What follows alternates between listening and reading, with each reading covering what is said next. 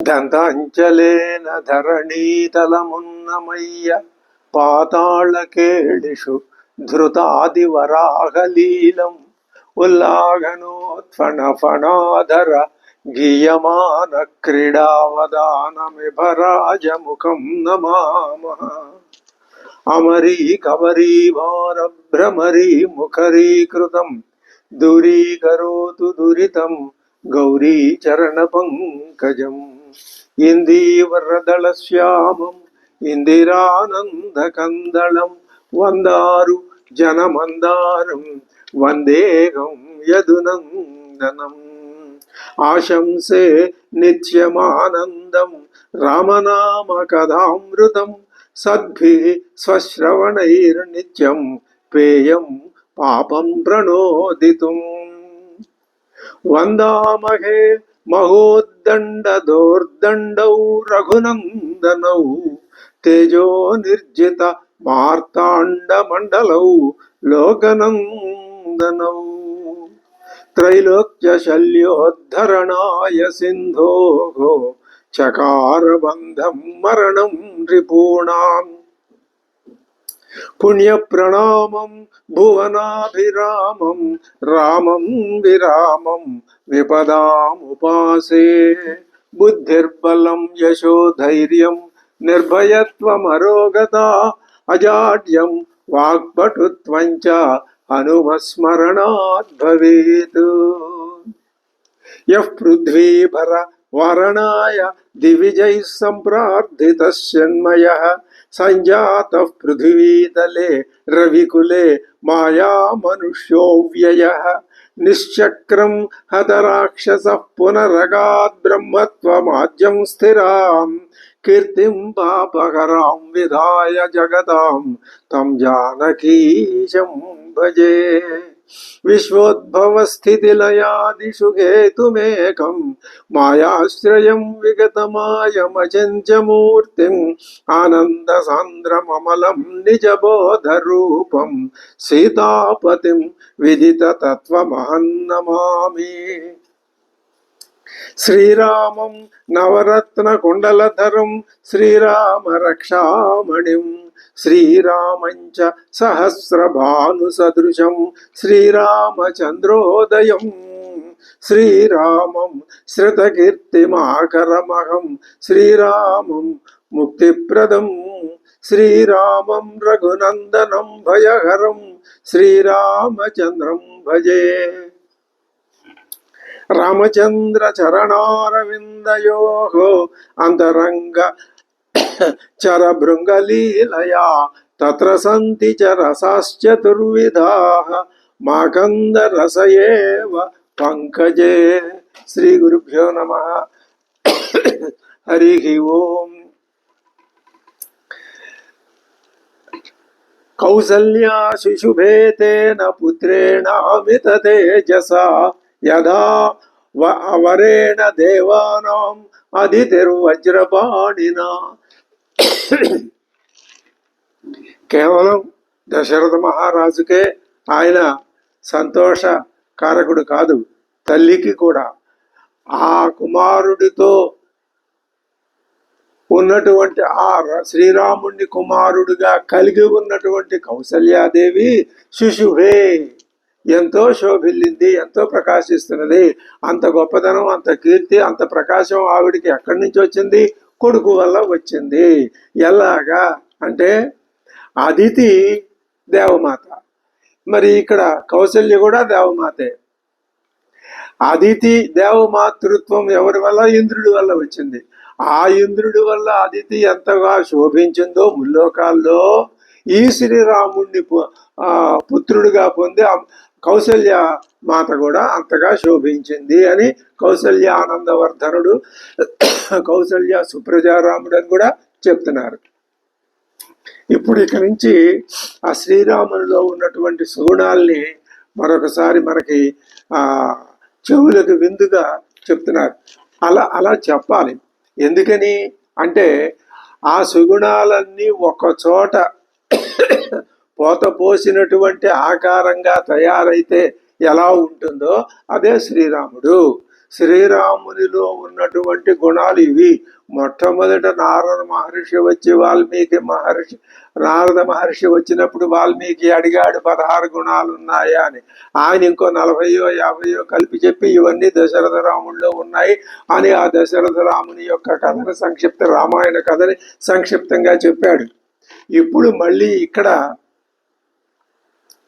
వాల్మీకి సందర్భం చేసుకుని, ఎందుకని అయోధ్యాకాండలో ముందు ప్రసక్తి ఏమొస్తున్నది, శ్రీరామ పట్టాభిషేకాన్ని గురించిన ప్రసక్తి. అది అమోఘమైంది, అది వ్యర్థం కాదు. శ్రీరామ పట్టాభిషేకం జరగవలసిందే. అయితే దశరథుడు అనుకున్నట్లుగా ఆ మరుసటి రోజైనా, మరి ఇంకెప్పుడైనానా, మరుసటి రోజు కాకపోవచ్చు, మరి ఇంకొక సమయంలో కావచ్చు. ఆ ఇంకొక సమయం ఏది? పట్టాభిషేకం ఎప్పుడు జరగాలి అంటే, రాజ్యం అంతా రామరాజ్యం కావాలి. ఎక్కడ? మొత్తం ప్రపంచమంతా ముల్లోకాల్లోనూ రావణ అంశ ఈషన్ మాత్రం కూడా ఉండకూడదు.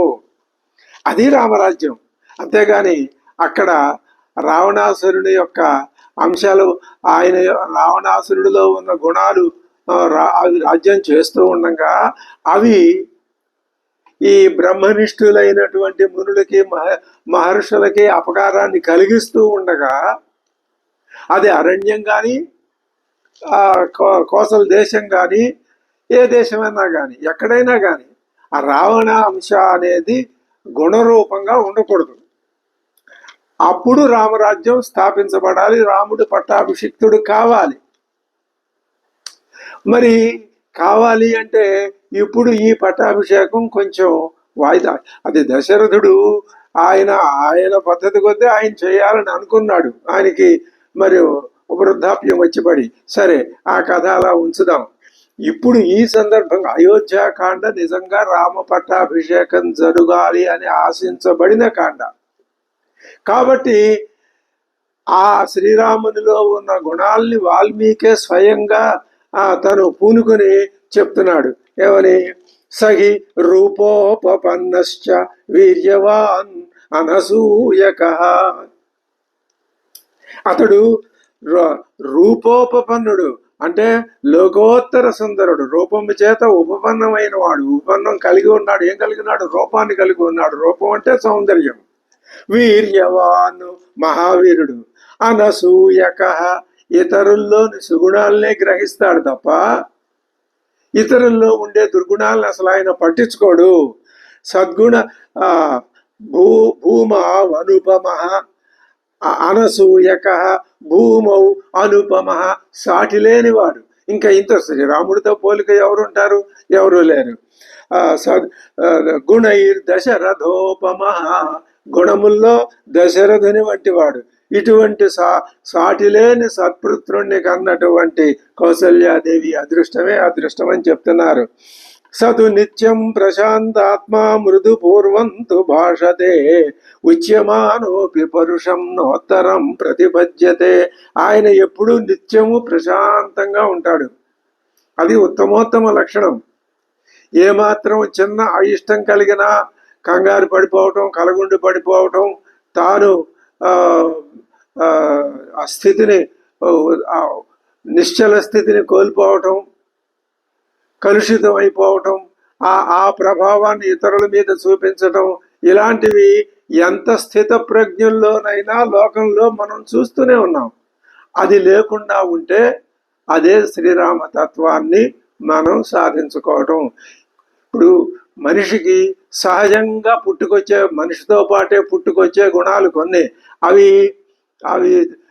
నేర్చుకోవక్కర్లేదు, తెచ్చుకోవక్కర్లేదు, ఎవరి దగ్గరికి వెళ్ళి యాచించక్కర్లా, పుట్టుకతోనే వస్తాయి. ఇంకొక మాట చెప్పాలంటే పుట్టక ముందే అవి వచ్చి కూర్చుంటాయి అక్కడ. ఆ గుణాలే ఆ పుట్టిన మనిషిని నడిపిస్తాయి. ఇది సృష్టి ధర్మం. ఈ సృష్టి ఇటువంటి ధర్మానికి లోబడిపోతే రామతత్వం తెలియదు గాక తెలియదు. తెలుసు శ్రీరాముడు అన్ని మామూలే, బాగానే భాష్య ఆడంబరంగా బాగానే జరుగుతూ ఉంటుంది, కానీ ఆంతరంలో ఏమీ తెలియదు. ఎప్పుడు తెలుస్తుంది? నువ్వు ప్రకృతి సిద్ధంగా నీకు సంక్రమించిన గుణాలని ఒక్కొక్క దాన్ని నువ్వు పోగొట్టుకుంటున్న కొద్దీ రామతత్వం క్రమక్రమంగా నీకు అప్పుడు ఆలోచనలోకి వస్తుంది, నీ అవగాహనలోకి వస్తుంది. అదే మోక్షం అంటే. రామాయణం చెప్పే మార్గం అదే. ఇక్కడ శ్రీరాముడి గుణగణాలను ఎందుకు వర్ణిస్తున్నాడు వాల్మీకి అంటే కారణం అదే. ఇవన్నీ సూటిగా వరుసగా చెప్పాలి. రామాయణ అధ్యయనం చేసే పాఠకులు కనీసం ఈ గుణాల్ని మననం చేయాలి. చేస్తే పూర్తిగా ఈ జన్మలో అలవాటు చేసుకోలేకపోయినా కొంత అవగాహన ఏర్పడితే క్రమక్రమంగా పరిణామ దశలో మేలు జరుగుతుంది. ఇదే రామాయణం మనకు బోధించేటటువంటి అంశం. సతు నిత్యం ప్రశాంతాత్మ, ప్రశాంతంగా ఉంటాడు. ఏ విధమైన అలజడి కలిగించే వార్త రాని, సంఘటనలు జరగని, ఏదన్నా కానీ మృదు పూర్వంతు భాషతే, మృదు భాషి. అసలు పరుషంగా ఒక్క మాట రాదు శ్రీరాముడి నోటి నుంచి. మరి ఇవాళ ఎంత గొప్ప మానవుడైనా, ఎంత అతి గొప్ప మానవుడైనా పరుష మాటలు మాట్లాడుతూనే ఉన్నారే. ఇది శ్రీరామ గుణానికి వ్యతిరేకం కాదా? ఇందాక చెప్పుకున్నటువంటి సంక్రమించిన గుణాలని పోగొట్టుకోలేక వాటిల్తో పై అవే నిత్యం, అవే నేను అనుకుని అందులోనే పడి ములిగి తేలుతూ జన్మల పరంపరలన్నీ అందులోనే గడుపుతూ ఉండటం అది మేలా? కొన్ని గుణాలని ప్రయత్నపూర్వకంగా సాధించుకోవటమే మనిషి యొక్క వైలక్షణ్యం. ఈ లక్షణం సృష్టిలో ఏ ప్రాణికి లేదు, ఒక మనిషికే ఉంది. అభ్యసించి మంచి గుణాలని నేర్చుకోగలడు, కానీ నేర్చుకోడు. అదే తమో గుణం, రజోగుణం యొక్క ప్రభావాలు. అవి ఆచ్ఛాదనం, మరి ఆ రెండింటి యొక్క విచ్ఛేదక శక్తి. ఈ రెండింటి లక్షణాలు అవి. ఆ సంగతి తెలుసుకుంటే వాటిని పోగొట్టుకోవచ్చు. తర్వాత ఉచ్యమానోపి పరుషం నోత్తరం ప్రతిపద్యతే. ఇతరులు ఎవరైనా ఎటువంటి పరుష మాటలు మాట్లాడినా తనని నోత్తరం ప్రతిపద్యతే, వాటిని పట్టించుకోడు, వాటికి జవాబు కూడా ఇవ్వడు. అంతేకాదు కథంచిత్ ఉపకారేణ కృతేనైకేన తుష్యతి. ఆయన ఏ విధంగానైనా సరే అనునయపూర్వకంగా యథార్థంగా ఉపకారేణ కృతేనైకేన తుష్యతి. ఎవరైనా తనకి ఇంత చిన్న ఉపకారం చేసినా ఆయన ఎంతో సంతోషం చేస్తాడు. నస్మరత్యపకారాణం శతమప్యాత్మవత్తయ. ఆయన ఆత్మవంతుడు కాబట్టి అపకారాణం శతమపి నస్మరతి. అపకార శతాల్ని కూడా అసలు ఏమాత్రం ఆయన స్మరించడు. మరి వాళ్ళ లోకం ఎలా నడుస్తోంది? ఎక్కడో ఎవడో ఒకడు చిన్న మాట తనని అన్నాడని వాడి మీద పగబట్టి తనకు బలం ఉంది కదా అని వాడికి అపకారం చేసి వాడిని సంహరించేంత శక్తికి, అంత స్థితికి మనిషి దిగజారుతున్నాడే. శ్రీరాముడిని గురించి చూసి నేర్చుకోవలసినటువంటి లక్షణం ఇది కాదా? ఏమని? నస్మరత్యపకారాణం శతమపి ఆత్మవత్తయ. ఎందుకని అలాగా ఆ లక్షణం ఆయనలో ఎందుకని ఉంది? ఆయన ఆత్మవంతుడు. ఆత్మవత్త అంటే ఆత్మను కలిగి ఉండటం. ఆత్మను కలిగి ఉండటం అంటే అర్థం ఏంటి? అందరూ ఆత్మను కలిగి ఉన్నవాళ్ళేగా? కాదు, అది సామాన్యార్థం. అంటే ఆత్మని స్వాధీనపరుచుకున్నవాడు, అంటే తనని తాను స్వాధీనపరుచుకున్నవాడు, నిగ్రహపరుచుకున్నవాడు. అసలు ఆయన స్వభావమే అది. ఆత్మవత్వమే ఆయన స్వభావం. శ్రీశీల వృద్ధై జ్ఞాన వృద్ధై వయోవృద్ధైశ్చ సజ్జనై కథయన్నాస్తే వై నిత్యం అస్త్రయోగ్యాంతరేష్వపి. ఆయన అస్త్రాభ్యాసం చేస్తూ ఉంటాడు. మరి ఆ రాజకుమారుడు కదా, అస్త్రశస్త్ర అభ్యసనం చేస్తూ ఉండాలి. ఆ చేసేటప్పుడు మధ్య మధ్యలో విరామ సమయాలు వస్తాయిట. ఆ విరామ సమయాల్లో ఆయన ఏం చేస్తుంటాడు?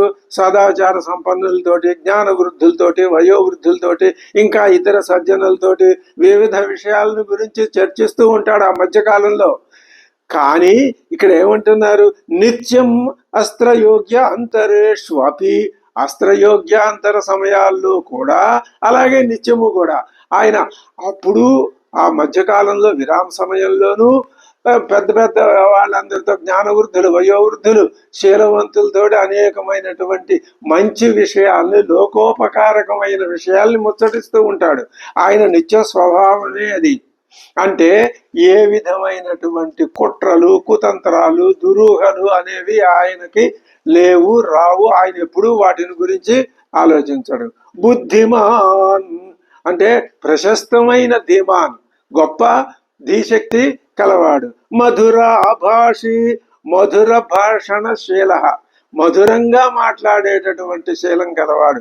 ఎంత చక్కగా, ఎంత మృదువుగా ఇతరులు ఎంత కోపంలో ఉన్నా, ఎంత బాధలో ఉన్నా, మరే ఇతరమైనటువంటి అవలక్షణాలతో కూడుకుని ఉన్న రాముడు ఎదుట పడితే, రాముడు ఒక్కసారి అలా పలకరిస్తే ఆ ఎదటి వాళ్ళ యొక్క శ్రమంతా పోయి వాళ్ళు మనసా వాచ మొత్తం శ్రీరామచంద్రుని యొక్క ఆ తత్వంలో లీనమైపోతారు, శ్రీరామచంద్రుడితో మమేకమైపోతారు.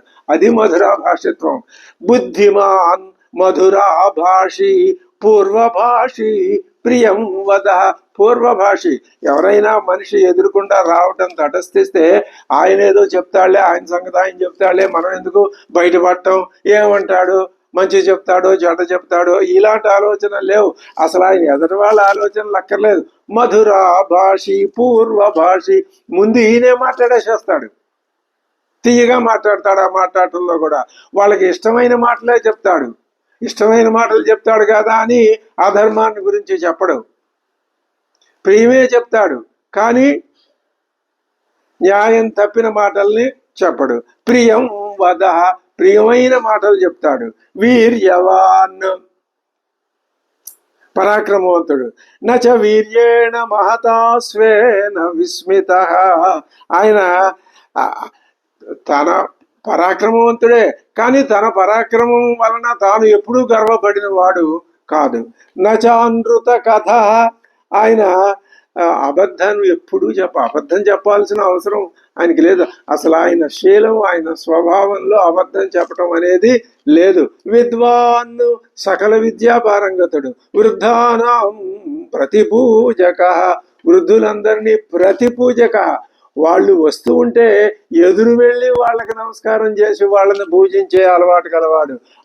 అనురక్త ప్రజాభిశ్చ, ప్రజల పట్ల అనురక్తి గలవాడు. ప్రజాశ్చాప్యనురంజతే, ప్రజల చేత రంజింపజేయబడతాడు, ప్రజలను రంజింపజేస్తాడు. సానుక్రోశ, దయాదాక్షిణ్యంతో కూడిన మనస్సు కలవాడు. జితక్రోధ, ఆయనకి క్రోధాన్ని జయించాడు. క్రోధాన్ని జయించడం, అసలు క్రోధమే లేదు.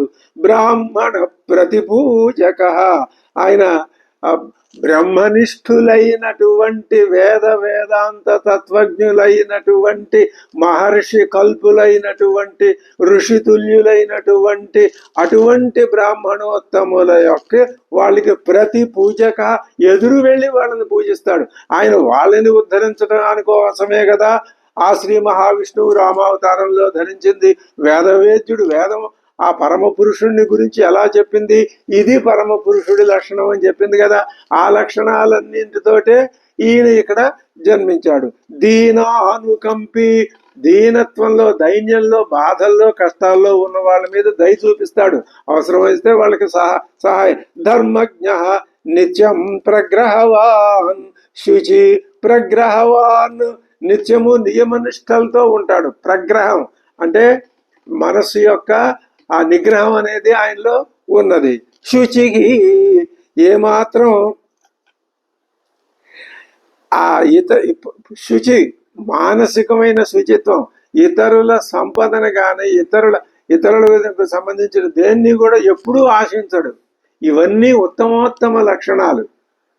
చెప్పటానికి బాగానే ఉంటాయి, ఉపన్యాసాలు చెప్పడానికి ఎంతో అందంగా ఉంటాయి, కానీ ఆచరణలో ఎంతవరకు సాధ్యం? ఇవి ఆచరణలో కొంచెం కాకపోతే కొంచెమైనా మనస్ఫూర్తిగా, ప్రయత్నపూర్వకంగా, ఆలోచనాపూర్వకంగా, బలవంతంగా ఈ దుష్టత్వం వైపు వెళ్ళిపోతూ ఉన్నటువంటి, ప్రకృతి గుణాల వైపు వెళ్ళిపోతూ ఉన్నటువంటి ఆ మనస్సుని, బుద్ధిని ఈ గుణాల వైపుకి మళ్లించుకుంటే అది ఈ జన్మకి ఆ లక్షణం సరిపోతుంది. చాలదు అనుకుంటే ఇంకా అందులో మనం అభివృద్ధిని కూడా సాధించుకోవచ్చు. మరి ఆ ప్రకృతి లక్షణాలు ఎందుకని ఇలాగ మనసును లాగేస్తాయండి? అదే మాయ. అవి లాగట్లేదు, అవి లేవు, అక్కడ ఉన్నాయి అనుకుని నువ్వు వాటి వెంట ఎండమావుల్లో నీళ్ల కోసం పరిగెత్తినట్లుగా ఆ గుణాల వెంట పరిగెడుతున్నావు. ఉన్నవేవి అవి అటువంటి దుర్గుణాలు లేకపోవటమే ఉన్న స్థితి. కానీ ఈ ఉన్న స్థితిని వదిలేసి అవే ఉన్నాయి, తమో గుణం, రజోగుణం, విక్షేప శక్తి, ఆవరణ శక్తి, ఈ శక్తులతో కూడి ఉన్నటువంటిది ఈ శరీరం. నేను ఇందులో ఇది ఈ పంజరంలో బంధింపబడి ఉంది కాబట్టి ఈ జీవతత్వం ఇవే నిజమని భ్రమిస్తున్నాం. నిజానికి అవి లేవు. ఉన్నదేమిటి? అవి లేకపోవటమే ఉన్నది. అది తెలియక ఉన్నాయనుకుని మనం ఇది మరీచికల్లో నీళ్ల కోసం వెంపర్లాడుతున్నాం. అది తెలుసుకుంటే రామాయణ అంతరార్థం తెలుసుకున్నట్టే.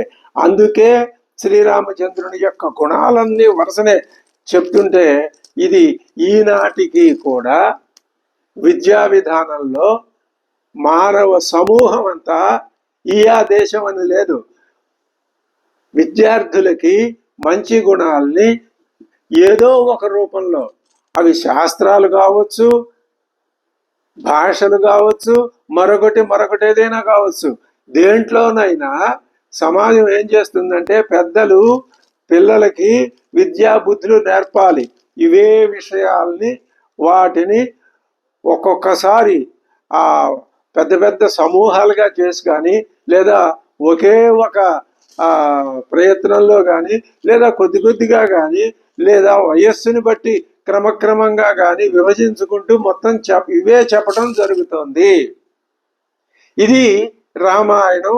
ఇవాళకి కూడా రామాయణం మనని శాసిస్తున్నది, కానీ మనం ఆ సంగతి తెలుసుకోలేకపోతున్నాం. ఇలాగ శ్రీరాముడి గుణాలన్నింటినీ వడబోసినటువంటి ఆ చెరుకు రసం అంతా దాన్ని గడ్డకట్టించిన విధానాన్ని ఒక చోట చేరిస్తే ఎలా ఉంటుందో అన్ని లక్షణాలు చెప్తున్నాడు. ఒకటైనా చదివే వాళ్ళ మనస్సుకు పట్టకపోతుందా అని. సానుక్రోశో జతక్రోధ బ్రాహ్మణ ప్రతిపూజక దీనానుకంపి ధర్మజ్ఞ నిత్యం ప్రగ్రహవాన్ శుచి కులోచితమతి. ఆయన కులం ఏమిటి? ఇక్ష్వాకు కులం. ఇక్ష్వాకు వంశ రాజులందరూ దేనికి ప్రసిద్ధి పొందిన వాళ్ళు మనకు తెలుసును. వాళ్ళు పరాక్రమవంతులు, ధర్మజ్ఞులు, సత్యనిష్టాపరులు, ప్రజానురంజకంగా పరిపాలించేవాళ్ళు, ఇంకా అనేక సుగుణాలు ఉన్నాయి. త్యాగపరులు, దీక్షాపరులు, భగవద్భక్తులు, ఇన్ని ఉత్తమోత్తమ లక్షణాలు ఉన్నాయి. ఆ లక్షణాలన్నీ కూడా ఈయనలో చక్కగా వచ్చి చేరాయి. కులోచిత మతికి క్షాత్రధర్మం స్వం బహుమన్యతే. అది ఆ ఇక్ష్వాకు వంశరాజులు ప్రజల్ని పరిపాలించటమే శీలంగా కలవాళ్ళు కాబట్టి శ్రీరాముడు కూడా క్షాత్ర ధర్మమే చాలా గొప్పది. గొప్పది అంటే ఇంకా బ్రహ్మతత్వ బ్రహ్మీభూతం అనే స్థితి కూడా గొప్పదే. కానీ దేనికదే క్షాత్ర ధర్మం స్వం బహుమన్యతే, తన ధర్మాన్ని తాను గౌరవించుకుంటాడు. మరి ఒక్కొక్కసారి దుర్గుణం ఏమి అంటే తమ ధర్మాన్ని అసహ్యించుకునే తత్వం కూడా మనుషుల్లో కనిపిస్తుంది. అది తప్పు. మన్యతే పరయా కీర్త్యా మహత్స్వర్గ ఫలం తత దాని నుంచి కులోచిత మతిత్వం నుంచి ఎవరైనా సరే వాళ్ళు తమ ధర్మాన్ని తాము మనస్ఫూర్తిగా ఆచరించినట్లయితే వాళ్ళు స్వర్గ ఫలితం పొందుతారు అనే నమ్మకం గలవాడు శ్రీరామచంద్రుడు. ఈ గుణాల్ని చెప్పటంలో ఒక వరుస ప్రకారం చెప్పటంలో వాల్మీకిలో ఒక పద్ధతి కనిపిస్తుంది. కొన్నేమో ఒక పదం, ఒకే పదం, కొన్ని గుణాలనేమో ఒక శ్లోక పాదం మొత్తం, కొన్ని గుణాలేమో 2-3 పదాల సమూహంతో ఇలా వర్ణించి చెప్పటం వల్ల ఏమవుతుంది అంటే ఆ గుణాల్ని చెప్పటంలో ఉన్న వైవిధ్యం శ్రోతని ఆకట్టుకుంటుంది. ఆకట్టుకుని విసుగుదలలే అన్నీ ఒకే పదంలో ఉన్నవి చెప్పినా వినేవాడికి విసుగు రావచ్చు. అది ధర్మం, యుగ ధర్మం కాబట్టి. అందుకని కొన్ని గుణాల్ని విడమరచి విశ్లేషించి శ్లోకపాదం అంతా వ్యాపింపచేసి చెప్తాడు. కొన్ని గుణాలు ఒక్క ముక్కలోనే చెప్పేస్తాడు. అదే వాల్మీకి రచనలో ఉన్నటువంటి సౌందర్యం, రచన రామణీయ కథ. మనం వేరే ఒక సందర్భంలో అనేక రకాలైనటువంటి శీర్షికల్లో రామాయణంలోని రామణీయ కథని మనం దర్శించవచ్చు. కథా సంవిధానంలో, పాత్ర చిత్రణలో, తర్వాత వర్ణనలు, రామాయణంలో వర్ణనలు ఉన్నాయి, ఆ వర్ణనల పరంగా. తర్వాత అసలు కవి, వాల్మీకి కవి, ఆ కవి యొక్క తత్వంలో ఇన్నింట్లోనూ ఆధారం చేసుకొని మనం రామాయణం యొక్క ఆ రామణీయకత్వాన్ని దర్శించవచ్చు. మనం చేస్తున్న పది అదే. క్రమక్రమంగా ఒక్కొక్క అంశం వచ్చినప్పుడు ఆ అంశానికి సంబంధించినటువంటి రామణీయకత్వాన్ని మనం దర్శిస్తూనే ఉన్నాము. సరే, నా శ్రేయసి రతో విద్వాన్ నా విరుద్ధ కథామతి. శ్రేయస్కరాలు కాని అకార్యములందు ఆసక్తి లేదు. శ్రేయస్కరం అంటే ఎవరికి శ్రేయస్కరం? తనకే కాదు, మొత్తం లోకానికి అంతటికి, ప్రజలకి అందరికి, ప్రాణికోటికి అంతటికి, ముల్లోకాలకి కూడా ఏదైతే శ్రేయస్కరం అవుతుందో దాని మీదే ఆయన శ్రద్ధ చూపిస్తాడు తప్ప నా విరుద్ధ కథ రుచి, ధర్మ విరుద్ధమైన కథల యందు ఆసక్తి అనేది లేదు.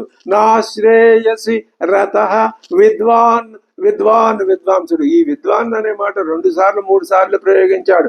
అక్కడ విద్వాన్ అన్నప్పుడు సకల విద్యా పారంగతుడని చెప్పాం. ఇక్కడ విద్వాన్ అన్నా కూడా ఈయన లౌకిక ఈయన విద్వాంసుడనే అర్థం చెప్పుకుంటారు. నా విరుద్ధ కదా రుచికి నా శ్రేయసి రత విద్వాన్. ఆ శ్రేయకరములైనటువంటి కార్యములను గురించి ఆలోచించటంలోనే విద్వాంసుడు. అలా చెప్పుకో. ఉత్తరోత్తర యుక్త వక్త వాచస్పతిర్యథ.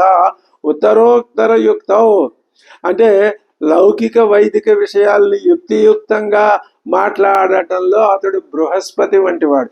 ఏ విషయాన్నైనా యుక్తిపూర్వకంగా చెప్తే ఎతడు వాడు కాదంటానికి వీలు ఉండదు. ఆ విధంగా చెప్తాడు ఆయన. అరోగ. ఇంకా ఇక్కడి నుంచి శారీరకమైన లక్షణాలు, భౌతికమైన, ఇప్పటిదాకా ఆంతరంగికమైన మనిషి యొక్క, శ్రీరాముని యొక్క వ్యక్తిత్వాన్ని నిరూపించేటటువంటి ఆంతర గుణాలు చెప్పారు. ఇవి చాలా చెప్పారు. ఇవన్నీ మరొకసారి మనం పఠనం చేసుకుంటే చాలా మంచిది. చూద్దాం. సహి రూపోపన్నస్య వీర్యవాన్ అనసూయక భూమావనుపమ సూను గుణైర్దశరథోపమ సతు నిత్యం ప్రశాంతాత్మా మృదుపూర్వం తు భాషతే ఉచ్యమానోపి పరుషన్నోత్తరం ప్రతిపద్యతే కథంచిదుపకారేణ కృతేనైవ తుష్యతి కృతేనైకేన తుష్యతి నస్మరత్యపకారాణం శతమపి ఆత్మవత్తయా శీలవృద్ధైః జ్ఞానవృద్ధైః వయోవృద్ధైశ్చ సజ్జనైః కథయన్నాస్తే వై నిత్యం అస్త్రయోగ్యాంతరేష్వపి బుద్ధిమాన్ మధురాభాషి పూర్వభాషి ప్రియం వదః వీర్యవాన్ నచ వీర్యేణ మహతా స్వేన విస్మితః నచామృత కథో విద్వాన్ వృద్ధానాం ప్రతిపూజకః అనురక్తః ప్రజాభిశ్చ ప్రజాశ్చాప్యనురంజతే సానుక్రోశో జితక్రోధః బ్రాహ్మణ ప్రతిపూజకః దీనానుకంపి ధర్మజ్ఞః నిత్యం ప్రగ్రహవాన్ శుచిః కులోచితమతి క్షాత్రం ధర్మం స్వం బహుమన్యతే పరయా కీర్త్యా మహత్స్వర్గఫలం తతః నాశ్రేయసి రతో విద్వాన్ న విరుద్ధ కథా రుచిః ఉత్తరోత్తర యుక్తౌ చ వక్త వాచస్పతిర్యథా. ఇక నుంచి భౌతికమైన శారీరకమైన లక్షణాలు చెప్తున్నారు. అరోగ, ఆయన యందు ఏ అనారోగ్యము లేదు. వాగ్మి అంటే చక్కగా మాట్లాడతాడు. వపుష్మాన్, మంచి దృఢమైన గాత్రం గలవాడు. దేశకాల వితు, దేశకాలాల్ని తెలుసుకుని ఆయన ప్రవర్తించేవాడు. లోకే పురుష సారజ్ఞ సాధు ఏకో వినిర్మిత, దృఢగాత్రుడు. దేశకాలాల్ని తెలుసుకుని అధ్యయనాలు కొనసాగిస్తాడు. ఒకసారి చూసినంత మాత్రం చేతనే లోకంలోని పురుషుల హృదయాల్ని సమగ్రాల్ని ఎరిగినవాడు. పురుష సారజ్ఞ, ఎదటి మనిషి యొక్క సారాన్ని గ్రహించగలిగినటువంటి నేర్పు నైపుణ్యం గలవాడు. పరమ సాధువు, పరమ సాధువు ఏక, పైగా అపకారులు ఎడ కూడా సాధుత్వాన్ని ప్రకటిస్తాట. సాటి లేని సద్గుణములుగా ఏకో వినిర్మిత, సాటి లేని సద్గుణాలు కలిగినటువంటి మహాపురుషుడు. సతు శ్రేష్టైర్గుణైర్యుక్త ప్రజానాం పార్థివాత్మజ, ఆ శ్రీరాముడు ఉత్తమోత్తమ గుణాలతో ఆయన నిధి లాంటి వాడు. ఆ సద్గుణాల కారణంగా ఆయన ప్రజలందరికీ మిక్కిలి ప్రేమాస్పదుడైనాడు. అంతేకాదు వాళ్ళకి ఆయన బహిప్రాణమే అయినాడు. అదే చెప్తున్నారు, సతు శ్రేష్టైర్గుణైర్యుక్త ప్రజానాం పార్థివాత్మజ బహిశ్చర ఇవ ప్రాణో బభూవ గుణతః ప్రియ. బహిశ్చర ఇవ ప్రాణ, ప్రజలందరి ప్రాణం ఈయనే. అయితే ఈ ప్రాణం బయట తిరుగుతుందంటే ప్రజలకి బయట ఉన్న ప్రాణం, వాళ్ళకి లోపల ఉన్న ప్రాణం అది వేరు. అదే ప్రజలకి ప్రాణ సదృశమైన వాడు. సమ్యక్ విద్యావ్రత స్నాత, విద్యాభ్యాస నియమాన్ని చక్కగా పూర్తి చేసుకున్నవాడు. యథావతు సాంగవేదవితు, సాంగవేద నిష్ణాతుడు. విశ్వస్త్రేచ పితుశ్రేష్ఠ బభూవ భరతాగ్రజ, ధనుర్వేదంలో పితు అపి శ్రేష్ఠ, తండ్రి కంటే శ్రేష్ఠుడైన వాడు. తండ్రి దశరథ మహారాజు మహాపరాక్రమవంతుడు బాణ విద్యలో, ధనుర్విద్యలో. ఈయన అంతకంటే మించినటువంటి పరాక్రమం గలవాడు. కళ్యాణాభిజన, సద్వంశ కళ్యాణ అభిజన అంటే మంగళప్రదమైనటువంటి వంశంలో జన్మించిన వాడు. అదీన, దీనత్వం లేనివాడు. సాధువు, సాధు స్వభావుడు. సత్యవాక్కు, సత్యవాక్కు. రుజువు, రుజు ప్రవర్తన గలవాడు. వృద్ధైరభివినీతశ్చ, ధర్మజ్ఞులు వృద్ధులు అయిన బ్రాహ్మణుల నుండి చక్కగా వినీత విద్యాబుద్ధులు నేర్చుకున్నవాడు. ద్విజై ధర్మార్థదర్శిభి, ధర్మ కామార్థ తత్వజ్ఞ, ధర్మకామార్థ తత్వజ్ఞుడు. ధర్మశాస్త్రాల్లో పేర్కొనబడినటువంటి ధర్మకామార్థాల యొక్క తత్వాల్ని లోతుగా అధ్యయనం చేసినవాడు. స్మృతిమాన్, స్మృతి గలవాడు అంటే మరుపు లేనివాడు. ప్రతిభానవాన్, సమయస్ఫూర్తి కలవాడు. లౌకికే సమయాచారే కృతకల్పో విశారద, ఆ సమయాచారాలు ఏ ఏ కాలాల్లో ఏ ఏ ఆచారాలు నిర్వహించాలో అటువంటి వాటిల్లో, లోక వ్యవహారాల్లో ఉపయుక్తములైనటువంటి ఆచారాల్లోనూ విశారదుడు. అది ఏ ఒక్క చిన్న విషయంలోనూ ఇంత లోపం అనేది లేదు. వాటిని ఆయన ఆచారాల్ని ఏర్పరుస్తాడు కూడా. తర్వాత నిభృత, అనుకూలమైన వాడు. నిభృత సంవృతాకార అంటే ఏ విషయంలోనూ బయటపడి ఆడంబరాలకి పోయేవాడు కాదు. గుప్త మంత్ర, ఆయన ఆలోచనలు ఎప్పుడు గుప్తంగానే ఉంటాయి. సహాయవాన్, సహాయవాన్ ఇతరులకి సహాయపడేవాడే. అమోఘ క్రోధ హర్షస్య, ఆయన కోపం కానీ హర్షం కానీ త్యాగ సంయమ కాలవితు, సత్ఫలాలనే ఇస్తూ ఉంటాయి. సమయోచితంగా పాత్రులకే దానం చేస్తాడు. ధనాన్ని న్యాయంగా సమకూరుస్తాడు. దృఢ భక్తికి, పెద్దల విషయంలో దృఢమైన భక్తి గలవాడు. స్థిర ప్రజ్ఞ, స్థిరమైన బుద్ధి కలవాడు అంటే చపల చిత్తుడు కాదు. నాసద్గ్రాహి, చెడ్డ మాటలు పలకడు. దుర్వచుడు కాదు. మొండి పట్టుదల లేదు. నా దుర్వచాక, దుర్వాకులు లేవు. నిస్తంద్రికి అప్రమత్తశ్చ, నిస్తంద్ర అంటే సోమరిపోతనం. నిస్తంద్రికి సోమరిపోతనం లేదు. అప్రమత్తశ్చ, ప్రమత్తం అంటే ప్రమత్తత అంటే ఏమరపాటు, ఆ ఏమరపాటు లేదు.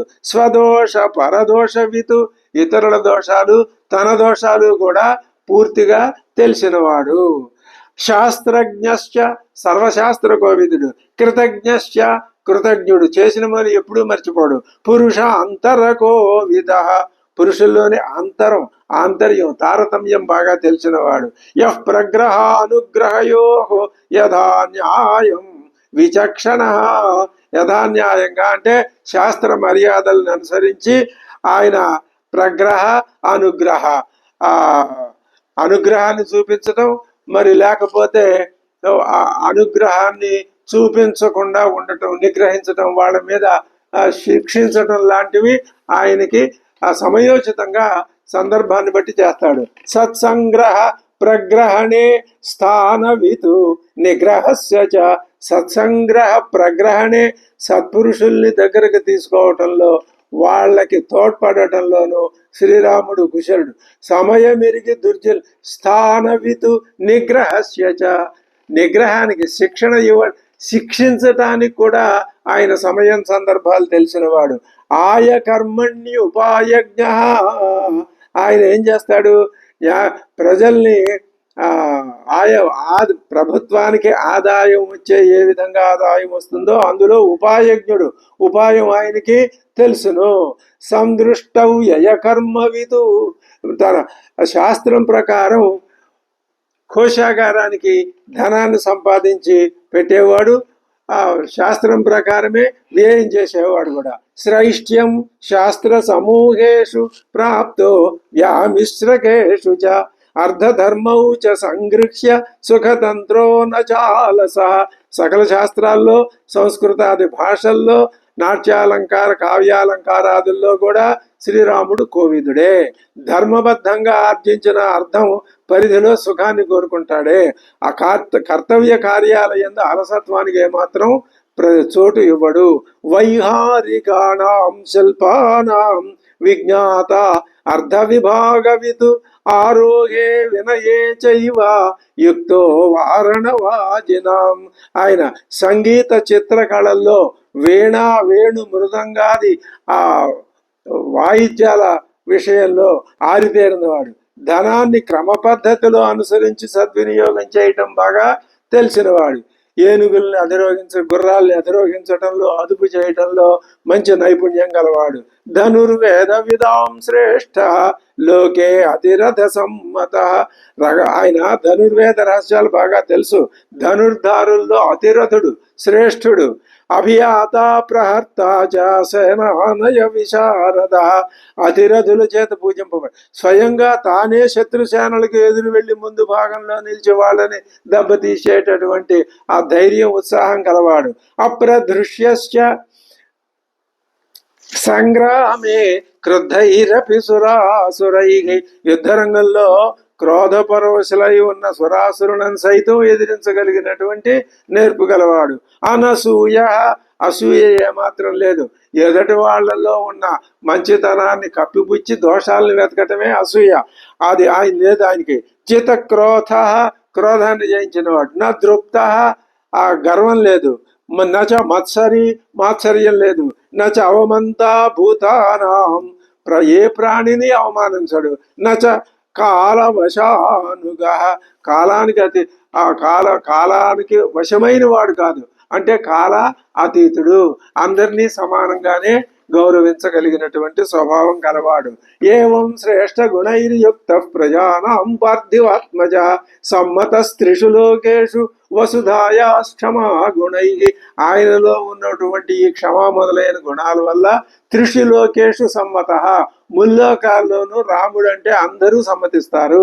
బుద్ధ్యా బృహస్పతే స్తుల్యో వీర్యేణ అపి శచీపతే పరాక్రమంలో ఇంద్రుడితో సమానుడు, బుద్ధిలో బృహస్పతితో సమానుడు. తథా సర్వ ప్రజాకాంతై ప్రీతి సంజననై పితు గుణైర్విరుచే రామో దీప్త సూర్య ఇవాంశుభి ప్రజలందరికీ ప్రీతిని కలిగించి తండ్రికి కూడా తన గుణాలతో సంతోషాన్ని కలిగించి సూర్యుడు ఏ విధంగా ప్రాణికోటికి అంతటికి ఇష్టమైన వాడో ఈ శ్రీరాముడు అనే సూర్యుడు కూడా తండ్రికి ప్రజలకి అందరికీ ఇష్టమైన వాడే. తమేవం వ్రత సంపన్నం అప్రదృశ్య పరాక్రమం లోకపాలోపమం నాదం అకామయత మేదిని.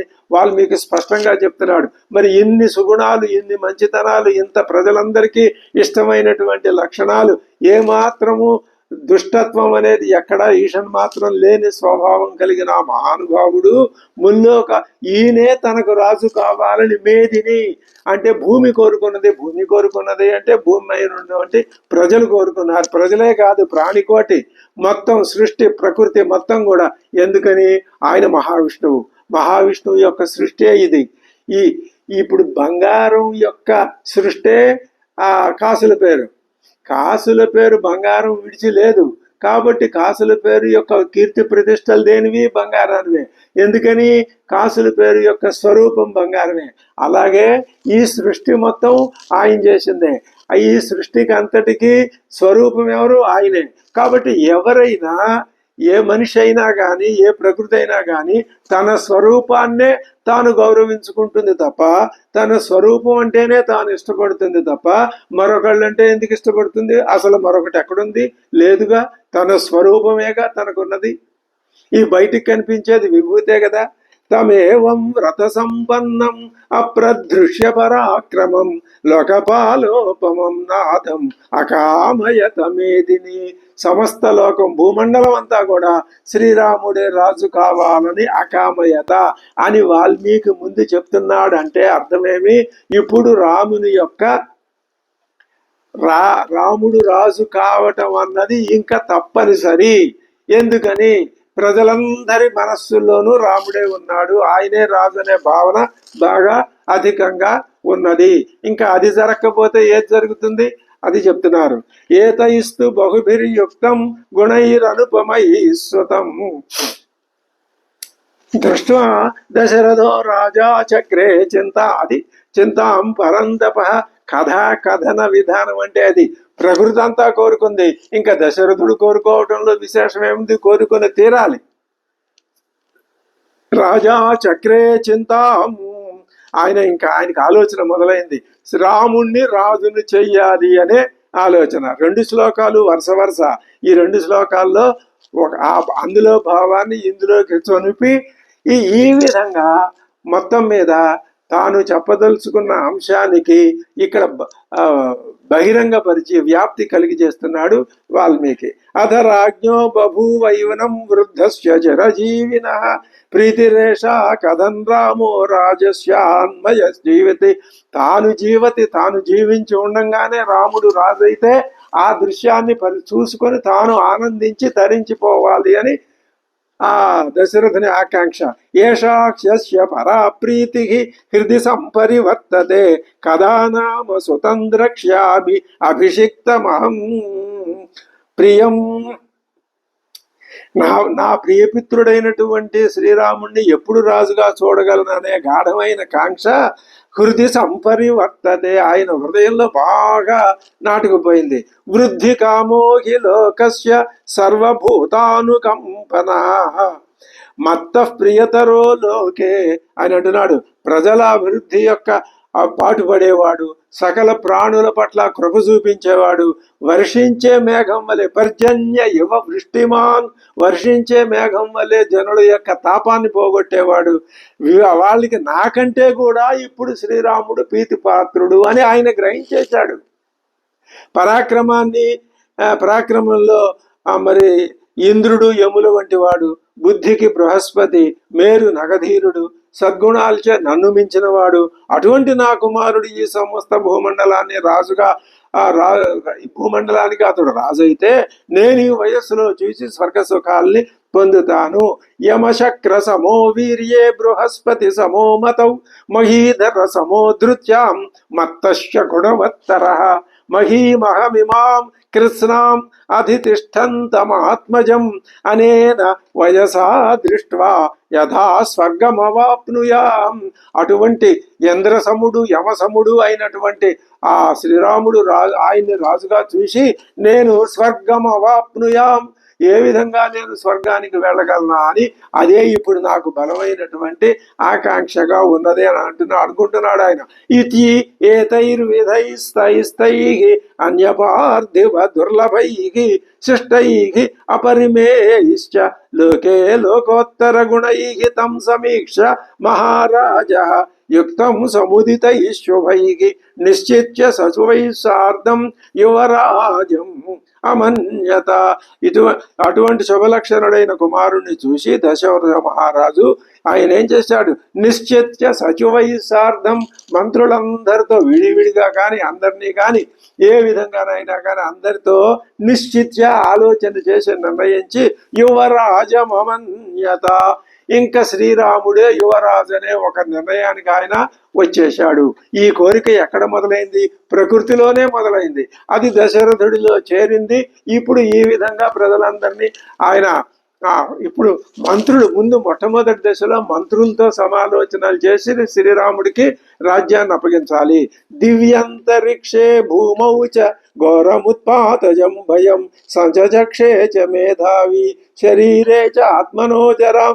ఆకాశంలో అంతరిక్షంలో భూమి మీద ఈ సంభవిస్తున్నటువంటి మిక్కిలి భయంకరాలైన ఉత్పాతాలని గురించి, తన శరీరంపై ప్రభావాన్ని చూపుతున్న ముసలితనాన్ని గురించి ప్రజ్ఞాశాలి అయిన దశరథుడు మంత్రులతో అంటున్నాడు. పూర్ణచంద్రానన స్యాధ శోకాపనుదమాత్మన లోకే రామస్య బుబుధే సంప్రియత్వం మమ మహాత్మన. ఆయన పూర్ణచంద్రాననుడు, పూర్ణచంద్రుడితో సమానమైన ముఖం కలవాడు, ఆహ్లాదకరమైన వాడు, మిక్కిలి బుద్ధిశాలి అయిన రాముడు దేశ ప్రజలందరికీ అత్యంత సంతోషాన్ని కలిగించేవాడు. ఆయనపై వాళ్ళకి గల ప్రేమాభిమానాలు అపారం. కాబట్టి రాముణ్ణి పట్టాభిషిక్తుణ్ణి చేయటం సమంజసమే. సంప్రియత్వం మహాత్మన ఆత్మనశ్చ ప్రజానాంచ శ్రేయసే చ ప్రియేణ చ ప్రాప్త కాలేన ధర్మాత్మా భక్త్యా త్వరితవాన్ నృప. ఆయన ఏం చేశాడు, శ్రీరాముని పట్టాభిషేకానికి చేయటానికి సరి అయిన సమయం ఇదే అని భావించి త్వరితవాన్, ఇంకా ఎప్పుడైతే ఆలోచన వచ్చిందో ఇంకా అక్కడ అలసత్వం వహించలేదు. త్వరగా నానా నగర వాస్తవ్యాన్ పృథగ్జాన పదానపి సమాలినాయ మేదిన్యా ప్రధానాన్ పృథివీపతేన్. రాజ్యం సమస్తంలో మేదిని మీద ఉన్నటువంటి పృథివీపతుల్ని, నగర వాస్తవ్యుల్ని, పృథక్ జానపద ప్రముఖుల్ని, సమానినాయ అందరినీ పిలిపించేశాడు, రప్పించాడు వేరువేరుగా.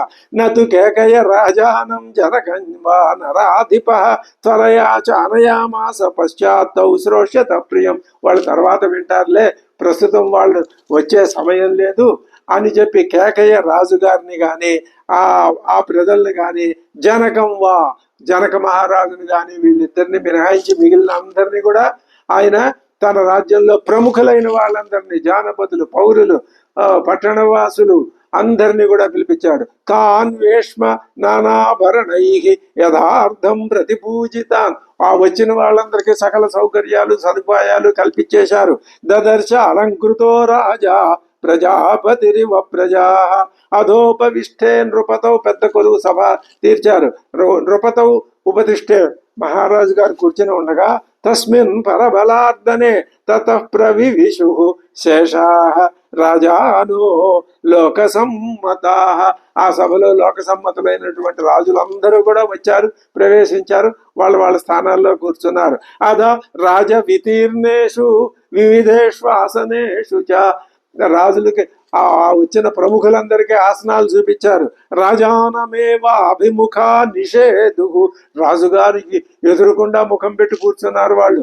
ఆయన ముఖం మీదనే దృష్టి పెట్టి ఆయన ఏం చెప్తాడో అని వాళ్ళందరికీ మనసుల్లో రాముడే రాజు అని ఎప్పటి నుంచో వాళ్ళు అనుకుంటున్నారు. భూమి అనుకుంటోంది, ప్రకృతి అనుకుంటోంది. తదనుగుణంగా దశరథుడు అనుకున్నాడు. తదనుగుణంగా మంత్రుల చేత నిర్ణయం చేశాడు. ఇప్పుడు అందరినీ పిలిపించాడు, ఒక్క ఇద్దరిని మాత్రం పిలిపించలేదు. ఎవరిని? కేకయ రాజ్యాధిపతిని, జనక రాజ్యాధిపతిని మాత్రం పిలిపించలేదు. ఇందులో విశేషం ఉందా అంటే ఉంది. మరి నిజానికి రెండింటిలోనూ విశేషం ఉంది. ఏం విశేషం? కేకయ రాజుని పిలిపించకపోవటానికి ఆయన మనసులో అధైర్యం ఉన్నమాట ఇక్కడ స్పష్టంగా కనిపిస్తుంది. మరి జనక మహారాజును ఎందుకు పిలిపించలేదు అంటే మరి ఇప్పుడు ఎట్టాగో పట్టాభిషేకం అది విధి ప్రేరితమైన విషయం. ఒక్కొక్కసారి మానవుడు అనుకుంటాడు కానీ అది ఇంకో రకంగా జరుగుతుంది, ఇంకొకటి అనుకుంటాడు మరొక రకంగా జరుగుతూ ఉంటుంది. జనక మహారాజును ఎందుకు పిలిపించలేదో కారణం చెప్పలేదు వాల్మీకి, కానీ పట్టాభిషేకం జరగదని దశరథుడు అనుకుంటున్నాడా? అనుకోవట్లేదు. విధి అంటే ఇదే. పట్టాభిషేకం జరిగేటట్లయితే జనకుడు వచ్చిన అందం చందం. పట్టాభిషేకం జరుగుతుందని చెప్పి జనకుడిని రమ్మని తీరా ఆయన వచ్చిన తర్వాత ఆయన వచ్చేసరికి ఈ శ్రీరాముడు అమ్మవారిని తీసుకొని అడవులకు వెళ్ళిపోతే అది సరి అయిన పద్ధతి కాదు, అది ఉచితమైనటువంటి పని కాదు అని ఎవరు నిషేధించారు? ఆయన ద్వారా, దశరథుని అంతరంగం ద్వారా ప్రకృతి ఆ విధంగా శాసించిందని మనం అర్థం చెప్పుకోవాలి. లేకపోతే కథ ఆ విధంగా జరగటం, ఒక్కొక్కసారి కథలో నిష్ఠురమైన విషయాలు జరుగుతాయి, మనకి ఇష్టం లేని విషయాలు జరుగుతాయి, దానికి ఎవ్వరూ ఏమీ చేయలేరు. అదే విధి బలీయము అంటే. వాళ్ళంతా రాజుగారికి ఎదురుకుండా కూర్చున్నారు. సలబ్ధమానైర్వినయాన్వితైర్నృపై పురాలయైర్జానపదైశ్చ మానవై ఉపోపవిష్టయే నృపతిర్వృతో బభౌ సహస్రచక్షు భగవాని వామనై. ఆ మహాకులులో ఆ పెద్ద అద్భుతమైన సభలో ఆ సభ ఊహించట, ఇటువంటి సభ మళ్ళీ శ్రీరాముడి అరణ్యవాసం పూర్తి చేసుకుని వచ్చి పట్టాభిషేకం చేసుకున్న తర్వాత జరిగిన సభ మళ్ళీ ఈ సభ మళ్ళీ అదే సభ, మధ్యలో అయోధ్యలో సభలు జరగలేదు. ఇంత విధి విచిత్రంగా ఉంటుంది. అటువంటి అద్భుతమైన సభలో కూర్చున్నాడు మహారాజు. ఆయన ఏం మాట్లాడతాడు, వాళ్ళు ఏం సమాధానం చెప్తారు అన్నది ఆ విషయాన్ని మనం తర్వాత ప్రవచనంలో తెలుసుకుందాం. అంతవరకు స్వస్తి. శ్రీ గురుభ్యో నమః. హరి ఓం.